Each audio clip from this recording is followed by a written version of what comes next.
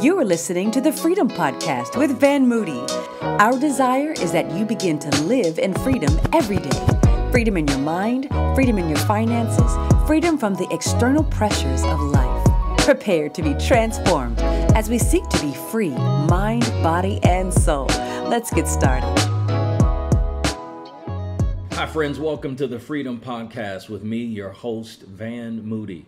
On this podcast, we always explore a variety of topics that are critical to a life of freedom, purpose, and fulfillment.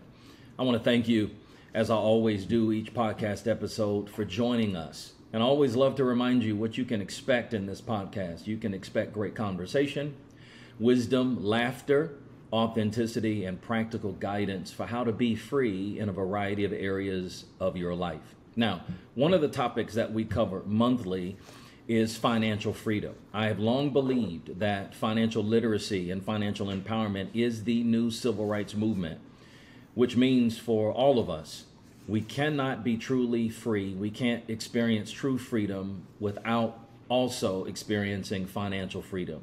This topic is extremely important. And each month, as we dig into financial freedom, I am blessed to be joined by my brother from another mother, the co-hostess with the mostest, George B. Thompson, the millionaire's mind, right? He is the individual that is a maven in the space of finances. He is not only a great pastor and a great brother and father and husband, but he is a very successful financial planner all the way from L.A. George, good afternoon, bro. Thanks for being with us on today's episode again. I am so glad to be here, and I'm excited about our topic today because when we discuss financial freedom, this right here is the most freeing, one of the most freeing things that you can do. Incredible. Well, in today's episode, George, we've talked about a lot of things in previous podcasts, but now we got to deal with the elephant in the room, right? That's right. We talked about your mindset and some other components that are important if you are really going to be financially free and go down the path of wealth creation. We've talked in previous podcast episodes about the different stages that many people are on, whether you are struggling or whether you are steady or have surplus. And we talked about all of those things. But we really can't lean into a number of things that we talked about in previous podcast episodes until we deal with what we're going to deal with today, the elephant in the room, and that is debt. That's right. I love the way, George, that you frame it. You have coined an acronym that I've used in a variety of ways. It's called Do Good. G-O-O-D. That's right. What does that stand for, George? I gotta do it one more time, everybody. Everybody right now, I know you may be driving in your car, maybe sitting somewhere, but I want you to say, do good. I'm going to do it one more time. You guys ready? I want you to say, do good. And then roll down your window, yell, with regards to what freeway you're on, and yell for someone to do good. And good, obviously spelled G-O-O-D. Get out of debt. So yes. We do that because we want to show you literally how to get out of debt. It is the most freeing thing. I mean, in your opening, and the thing we always talk about being freedom, and that is being free. There's this game. There's a game board that people play. You ever heard of it? It's called Chutes and Ladders. People used to play that. So in Chutes and Ladders, it's like you start at 1, and then your goal is to get to 100. Everybody. So you start at 1, and your goal is to get to 100, and then you're going up, and you roll the dice, and you kind of go one at a time. But then you might hit a ladder that helps you climb up, and you can go from 14 up to like 48. By hitting the right thing. But this is another problem, though. You can land on another number and it pulls you down, and that's called a chute. And what happens with that is literally like if we learn how to invest or certain things, that helps us go up. But then debt can bring you down. So that's one of the things we want to, that's the chute. And that's how we want to make sure that we show you this. And there's some mechanics behind it, but also starts, though. Actually, you have to get out of debt in the mind first. So that's why we start. That's why when you see me do live seminars, and then we've done that before at your church, Bishop Moody. Is this? I start off by saying, let's do affirmations, and then people start doing them. They start saying that, hey, and then one of the affirmations I have people say is, I'm debt free, just so they can just at least first say it. Some people have never said it, let alone, like whenever I stand up before people, I've done this hundreds of times, show people, it's probably in the thousands now, show people like how to get out of debt in seminars. And whenever I say to them, hey, I'm going to show you guys how to be debt free, including your car and including your mortgage. And then now even student loan debt. You know, some people, you know, in their lifetime, they think, I'll never be out of actually student loan debt. And I'm like, do you guys understand that affects your ability to build wealth? So I want to make sure we understand that debt affects your ability to build wealth. I want to kick it back over to you, but let's talk about that, because you know, now in our country there's a lot of talk around what the president is trying to do in terms of student loan cancellation, and why that's such a big deal is because of exactly what you said. You know, all of the debt, and for a lot of individuals, student loan debt becomes one of the biggest sources of debt in their lives. It hamstrings the ability for there to be wealth creation. This is a part of the reason why when you look at wealth creation across different, you know, ethnic communities and racial sections of our church, you see, you know, just vast differences. And a lot of it goes back to not only, you know, generationally, did you get a head start, or, you know, did you come into anything, but then also it comes back to student loan debt. And so debt in general, when we think about it, you know, for me, biblically, George, my mind always goes to Proverbs 22:7. Because when you started talking about how we got to get out of debt in our mind first, I love to start there, because the Bible's really clear, and I think it speaks to not only the physical effects of debt, but also the emotional effects of debt. When it says that the rich rule over the poor and the borrower is slave to the lender. That's a big deal. I love the imagery of the chutes and ladders and how the chute of debt will pull you down. But I think if you add Proverbs 22:7 to it, not only does debt become a chute and take you down, but what debt also does, according to Proverbs 22:7, is it puts like a chain around your ankle and prevents you from climbing the ladder the next time you get an opportunity. And so it just hamstrings us. But we also know that one of the truths of, you know, our faith in Galatians 5:1 says that it's for freedom that Christ has set us free. So stand firm then, and don't allow yourselves to be burdened again by a yoke of slavery. That includes financial debt. So that's God's will for us. His will for us is for us to be debt-free, to not be enslaved to anyone or anything. And so, you know, when we think about debt, you know, there's so many different facets to it, and we're going to open up several of those on today's podcast. But I always love to start off by helping people understand the emotional effects of debt. So, George, you and I have been successfully married for many years. We are not married together, though. That's important to clarify. But you're a brother, right? But you've been successfully married as a husband. Your beautiful wife and your children. I've got a great wife, beautiful and just affirming and incredible. But then also I've got a great family, and we know that while we've been successful and we've been blessed by way of our marriages and our family, as pastors, we also know that one of the number one issues for many married couples is debt. It's money. It is. You know, it's one of the biggest reasons why marriages don't survive and families sometimes have unnecessary struggles. And it's not just the physical impacts or the inability to pay bills or to go on vacations. It's also the emotional effects of debt. So when you think about emotional effects of debt, there are a couple things I want to share.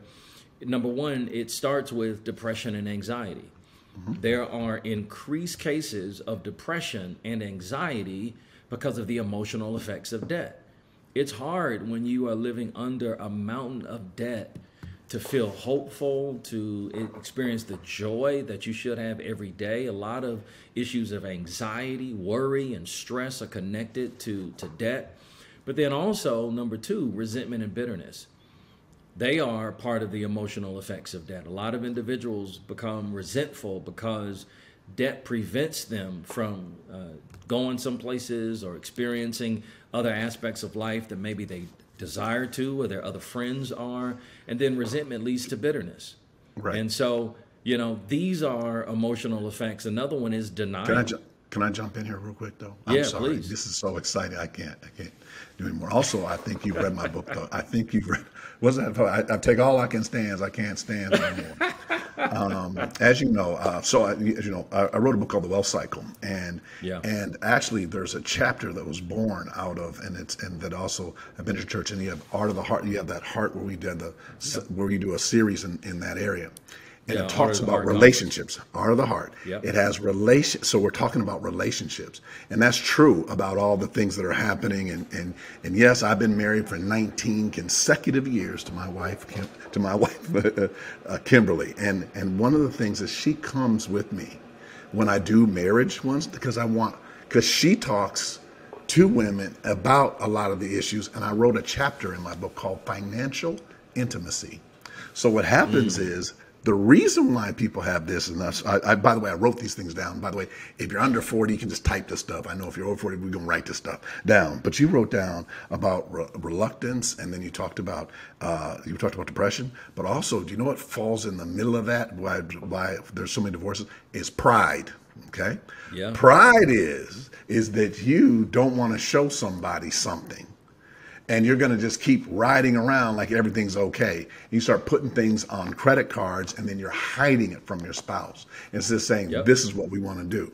So, when we do premarital counseling, one of the things is we tell everybody to put all of it on the table. It's like, say you have $100,000 student loan debt. People say, well, I don't want to do that. Then he might not marry me. I'm like, well, but let's talk about that, because now you have a law degree, or let's look at how we're going to create more income, or how we're actually going to pay it off. So, but there's also a lot behind that. And the depression people have is because they also, and this is something we're also going to handle on this podcast, and we're going to work with, is this.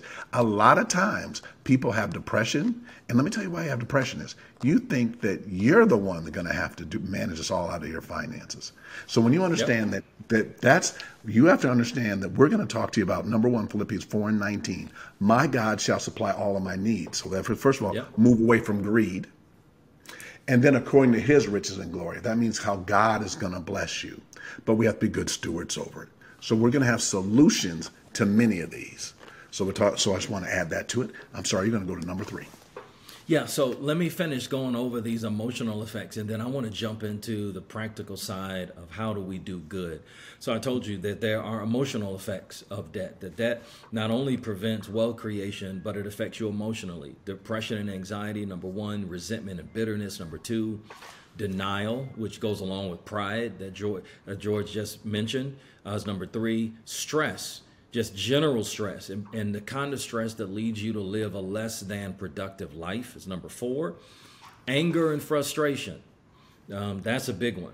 You get frustrated and you're angry because you cannot do or live the way that you so desire. You can't take advantage of certain opportunities. And then number 6 is regret. And then what regret leads to is number 7, shame and embarrassment. Mm-hmm. A lot of embarrassment happens because what debt will do is debt will expose you. I grew up in Atlanta, and it's funny, I have a nickname for Atlanta. I call Atlanta, Georgia, the home of $30,000 millionaires. Because in Atlanta, you see a lot of individuals trying to outwardly project that they are doing well financially, but the truth is they're not. And, obviously Atlanta has a lot of successful people, so I'm not painting with too broad a stroke. But you also have a lot of individuals that are trying to keep up with the Joneses, and they're living beyond their level of really good stewardship. And what ends up happening in some way, shape, or form is shame and embarrassment, right? Because they're trying to live out these lifestyles that they really can't financially afford. And then the 8th emotional effect of debt is fear. Right, because you live in this constant state of fear. What if my car gets towed and I don't have the money to get it out of impound? What if the water heater breaks or the refrigerator goes on the fritz and we don't have enough money to cover it? So, that's the kind of fear to keep you up at night. That's the kind of fear that'll rob you of your joy and your peace. And once again, all of this goes back to why the Bible talks about how, the borrower is slave to the lender. All of these things hamper your lifestyle, enslave your life so that you don't live free and live your best life. So now we talked about emotional effects, George. Now let's get into the practical side, right? Because we got to do good. We got to get out of debt. We know that debt is the enemy of wealth creation. Debt consumes wealth. So how do we get out of it, George? How do we start doing good? Gotcha. So no, that's great. And then also, everybody, like some of those things all that you listed, that list, we should be utilizing. Write down some of those, because that's actually what we're trying to get away from. But what I want to know, first of all, is how we're going to do this, is what we're going to. So I need to know your why first, why you want to get out of debt. Because this is very similar to working out. We have to have a reason why we're doing it, so that we do it every day. In other words, we have to say, I want to get out of debt, and then I would pause for a while and let you write down 3 reasons why, but I'll let you guys know the number. I'll list them in order. Okay. All right. Number 1, there's actually all 3 of these kind of number ones, but number 1 of all the number ones is I like to buy a home. Come on. Number 1 is quite simply, I don't want to work here and I want to retire. And you can't, it's like you're running every day on the treadmill. So you can't stop running. Right now, whether it's the end of the month, the middle of the month, or whatever it is in the month, people are like, right now, boom, the bills are due right at the beginning of the month. Then you get paid in the middle of the month. You got to buy food, groceries, other things. Then you got to pay down this debt. Then you got to go to the end of the month, and then you start repeating the process. So that's why people want to do that. And then actually, number 3 is you'd be surprised. It's actually so that you can open up your own business, so that you can that you have the freedom to be able to do that. So those are reasons why. So you may have those are the top 3 reasons, George. Those are top 3 reasons why people come to me, and I'll say, why are you here? And then also I'm in the state of California. So right now, home ownership is like, out of 10 people sitting in that class, every 10 people out of 100, 90% of those people are saying, so I can afford a home. Because rental prices keep rising, and if you've lived somewhere and paid rent for 30 years, you've essentially paid off someone's home. Yeah. And George, can I interject? The home piece is so important, because we know that the data is clear, and the history of this data is extremely strong, that home ownership is one of the most important first steps to wealth creation. Oh, yeah. Yes, and then also, do you know when you were listing them, and then I did my best, everybody. You guys ought to get someone give me a high five. I listened. I didn't interrupt. I wanted to interrupt him every time he said something of why. He said people are frustrated and everything like that. Because do you understand, what I do is I'm a wealth manager. I help people build and create wealth. Do you know how many people get mad? And I'm not going to name the names today, because we're going to get excited, because you don't name any of them. But when I mention names of companies, you guys, when you get up in the morning, there's certain companies that you use every day. That some people make electric cars. Some people, you go to certain stores where they have a food court. They sell gasoline. There's certain companies that you utilize. All the money that you spend at those companies, in debt. But I'm sorry, I have to name some. If you go to Target, Walmart, or Costco, do you guys understand how much money you spend there? Which is fine. But you understand, we want to own the stocks in those companies. Then people say, why don't you buy the stocks in those companies? And they'll say, oh, because I don't have the money. And then you're making an incorrect statement. You actually do have the money. You've elected to, remember that when you make $1, if you guys listen to our previous shows, you can spend it, lend it, or own something. So what we're going to do is we're going to move into ownership. So what the reason why that frustration is, and then you said, this is what Pastor Moody said, didn't he? He said, we can rhyme and take back. He said, people have regret. They regret that they didn't buy all the stuff that they spend. Okay, well, I'm sorry, we have to do it. Well, I'm doing one of them, Costco. My kids obviously know we own Costco stock, because when I walk in there, they're like, hey, can I get a pair of pants? Hey, can I get this? I'm like, you sure can. Because you understand that we're putting in the dividends, okay? Come on. So I don't get excited and talk more about it. We're going to do a whole episode, and Bishop Moody and I are going to do a whole episode called Building a Farm. And we're going to talk about how we build it. And on a farm, they have chickens, cows, pigs, and horses. We're going to go through this whole thing, and we're going to show you how to build your own economic system on a farm. But one of the key tenets of that is not having debt, so that we can make the farm grow. So but the biggest regret people have, right, when they come to us, is that they don't have the money to be able to buy all this, not toys and gifts and stuff, to be able to buy the stocks, because right now you're paying it to credit card companies. Yep. So we have to walk through it. You were going to say something, then I'm going to go walk. Yeah, I was going to say that's a great example of how debt is the enemy of wealth and actually consumes wealth, because the money that you're spending paying the credit cards back or paying unnecessary debt back is that same money could be used to build your farm. You could buy more stocks. You can invest in companies that are strong, thriving companies because you shop invest there, in your own company, your own business. You can invest in, you can start your own business. You could invest in more real estate. All of that is available if the debt is not consuming your wealth. Right. I got to say one more thing because also Pastor Moody brought up earlier. He said that about how we're married, our wives, but also one of the things we have kids, and then also one other thing is how we communicate to our kids. You're sitting listening to someone right now who's never told his kids, not one time, told his kids we can't afford nothing. I've never told them that. My kids could walk through this door today, right now, and say, "Dad, I want to buy a yacht." Or I want to buy a private plane. You know what my response would be to my children if they said that? I'd say, great. Let's look up how much one cost, and let's look at how we would get the resources to do it.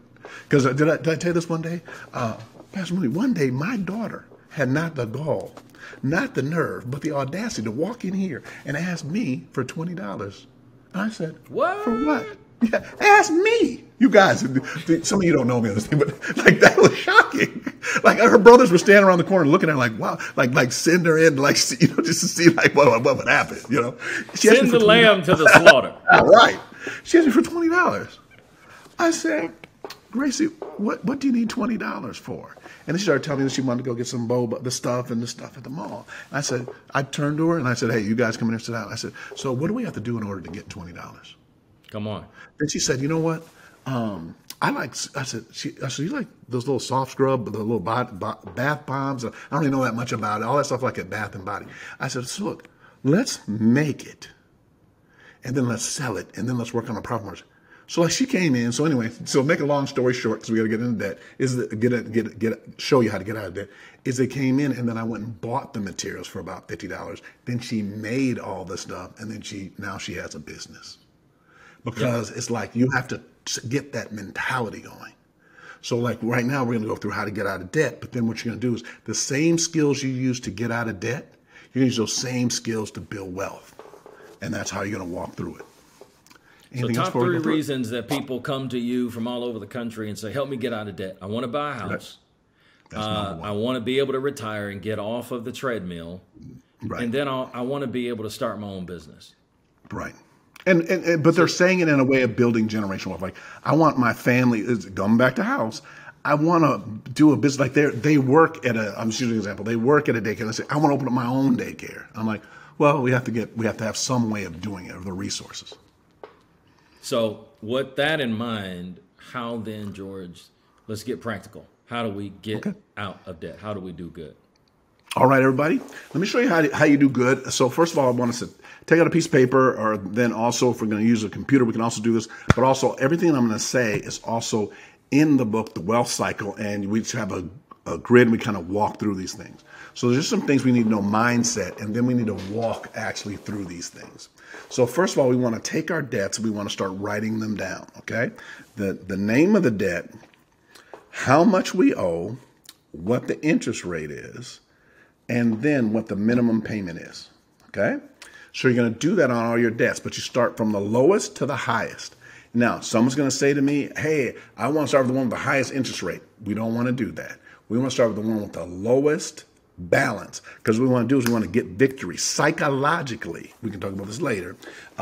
Bishop Moody, psychologically, people always say, hey, I want to start with the highest interest rate. But the reason why we start with the lowest amount is we want to get victories quicker.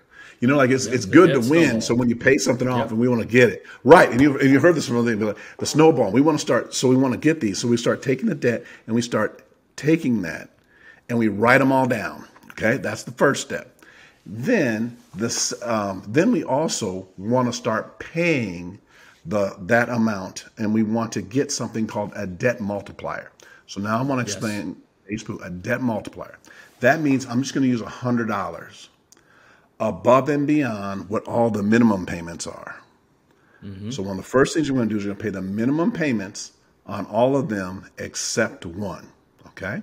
Answer questions at the end and doing this, and you can ask me any question you want at the end. Pay the minimum, but you want to get a debt multiplier of at least $100.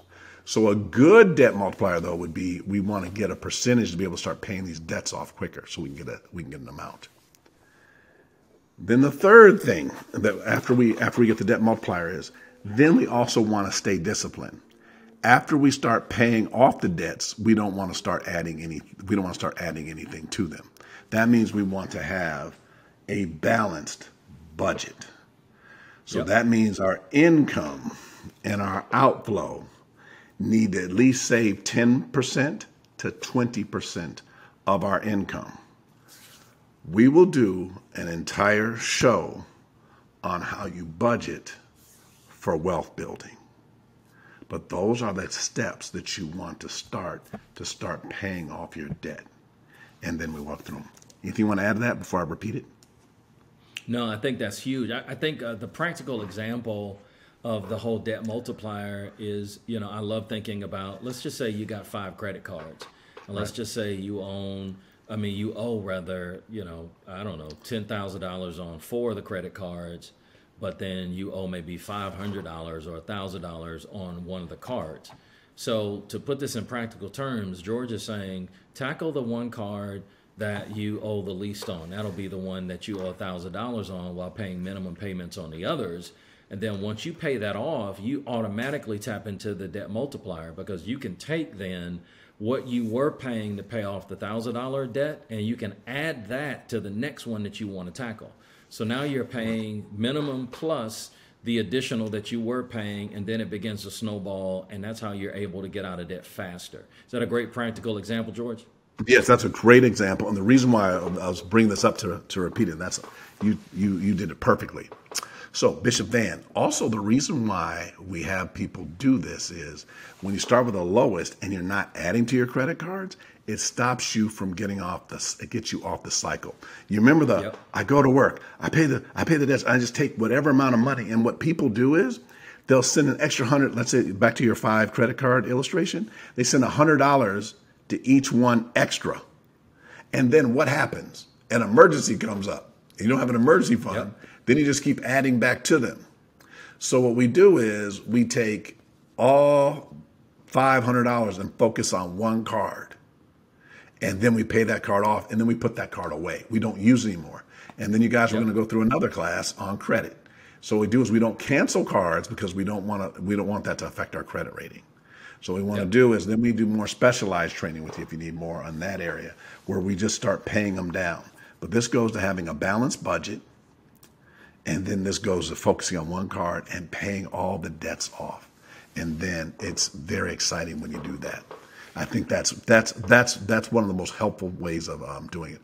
And it's also very exciting because actually when you pay off a credit card, you're actually pretty excited about it. Like when we do these things. Absolutely. And people used to take their credit cards and cut them up. I didn't say close the account. They used to cut them up and they used to bring them to me in little bags, because I used to call credit cards plastic crack. Because they, well, I mean, if you look at it, Bishop Van, credit cards kind of have some similarities, right? The first is what? They give you an artificial high, right? Yep. You thought you could afford it when you went in there, right? And you really couldn't. All right. The second, this is also number one, but the second one is it's wrong, but you do it anyway. You know what I mean? Like everybody that's, when they get ready to put something on a credit card, they do it. And then third, it's kind of insane. You do the same thing over and over and expect a different result. You say, hey, I want to buy a house, but I'm putting something on a card. You know what I mean? Like it's costing my car, my thing, this. And just so you guys know, debt is very expensive. Absolutely. Like right now, they run your credit to get certain jobs. You cannot be a financial advisor if you have bad credit. I mean, doing that. And then also people come to our classes, and sometimes they're getting ready to be a police officer or a firefighter. You can't work certain jobs if you have bad credit. Yep. And if you're in a lot of debt, could you imagine if that was a police officer? Because that might be someone who'd be taking bribe. They think that you'd be more apt to do that. They also do that for car insurance and different things. So it's very expensive. And we could talk about this also, in the inner cities, you see all these check cashing places? I went in there and they had a TV that was for rent for $100 a week. When I went in there, it was like kryptonite to me. Like my energy was just getting zapped. I was like, I can't afford it. The one guy was telling me, like, I was showing him how to make it. He was making a payment. I said, let me explain to you how expensive this is. He showed a TV for $100 a week. I said, okay. And then what do we do? We went back to cost. I said, After a month and a half, you could have bought the TV. I said, Yeah, they're but gonna you kick see you out of that the place, George. I'm oh, surprised they let you in did, there. yeah. I wasn't there very long before they were, because of all the expressions I was making. I was like, oh my! They thought they had Fred Sanford in there. I was Elizabeth. I was coming to join you. I'm sorry, people under 40. There's a guy Sanford's son. He used to grab his chest, say Elizabeth. They don't know anything about that, right? Gotcha. But all right, so let's get back to doing good in the little bit of time we have left. I want to make sure that we understand. So the first step is. We're going to pay to get out of debt ahead. we're going to pay the minimum on all cards except one. Yep. Cool. Yep. And then Two, once establish that's a done, debt. you tap into there you go. Establish a debt multiplier of at least $100, but you can make them higher. We'll also talk about that. I also give you things of saving money, but also get a debt job. Get something at night. If you like going to the mall, get a job down there at the mall, make a couple grand, pay off the credit card. So then you want to establish a debt multiplier of at least $100. Cool. Excellent. And then what's next, George? Next step is stay disciplined, meaning that once we start paying these credit card debts off, that we keep doing it. And then the last number 4 is make sure that we have a balanced budget so that we're walking right through it. Because if we don't have the balanced budget, then we're going to be able to not stay disciplined and end up going back into debt. That's really critical. Right. And I just want to tell you one other positive thing about this that I want you that I really want someone that's really in a tough situation. Remember, I told you struggling, steady, solid, surplus service. I walk through different levels that people are financially. Somebody out there that's like, hey, I'm going to use the word steady. I make just enough to pay my bills, but if something snap, crackles, or pops, I start struggling. Is that I want you to learn how to do this debt multiplier, and I walk through this with you in my books. And if you go to georgebthompson.com, we give you the first couple chapters. You can just download them and you can get them. But you should get the book, walk through it. But let me tell you the reason why I want someone that just doesn't have anything to do this. These exact same debt multipliers that I use right now to show you how to get out of credit card debt and all this stuff are the exact same ones we do to build portfolios where you own 5 and 6, 7 houses. Because what you do is you establish a debt multiplier that way and you pay off actual homes. I love and you it. walk through that process. So that's actually how the millionaire in training process actually started, was showing people how to do that. But if Sears is struggling, if Sears and Chase is kicking your tail, then we gotta remedy that, show you how to build wealth so that you can graduate to the houses. Incredible. Well, listen, he already gave you the place to go to get more information about what we just discussed, georgebthompson.com. You can also go out to vanmoody.org or twccc.org. We also have some great resources on financial stewardship, financial management. But this is why we do this podcast, particularly on financial freedom, because we know that it is not only God's will, but it is our desire, George and myself's desire, for everyone to experience financial freedom and to create wealth, not only for them, but for their children's children. There is a verse in Scripture, George, I just thought of. A good man, a good woman leaves an inheritance to their children's children. But we can't do this if we don't do good. So, family, thanks for joining us today on the Freedom Podcast, as we have yet again gotten into a great topic on financial freedom. Once again, I'm thankful for the hostess with the mostest all the way from L.A. Y'all see what I did right there? George B. Thompson. You can find him at georgebthompson.com, and you can connect with me at vanmoody, vanmoody.org or twccc.org. Until next time, I want you to pursue freedom. Know that it is God's will for you, and hope that we'll come together again on the next episode of the Freedom Podcast. Take care. We hope you enjoyed today's episode of the Freedom Podcast. For a broader range of topics, go to Van Moody's YouTube page or visit twccc.org.